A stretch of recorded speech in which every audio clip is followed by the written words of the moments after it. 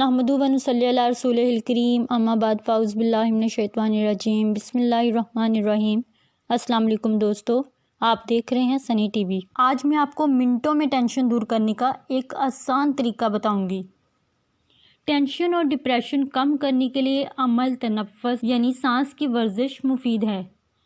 इसके लिए फजर का वक़्त बेहतर होता है कि उस वक़्त अमूमन धुआं और शोरगुल नहीं होता। ये अमल करने के लिए छत पर या किसी हवादार कमरे में जाइए।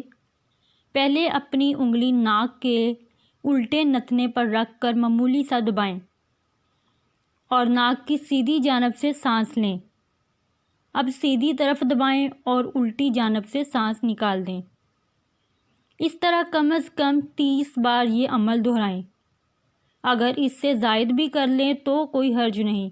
इससे इंशाअल्लाह ताला आप टेंशन में कमी और काफ़ी सुकून महसूस करेंगे।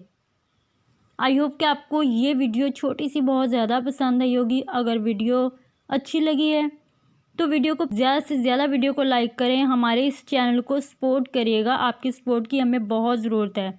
और दोस्तों के साथ इस वीडियो को ज़रूर शेयर करें। शायद आपकी इस वीडियो शेयरिंग से वो किसी परेशानी से या टेंशन से बाहर आ जाए। तो मिलती हूँ कल एक नई वीडियो में। देखते रहिए सनी टीवी। अल्लाह हाफिज़।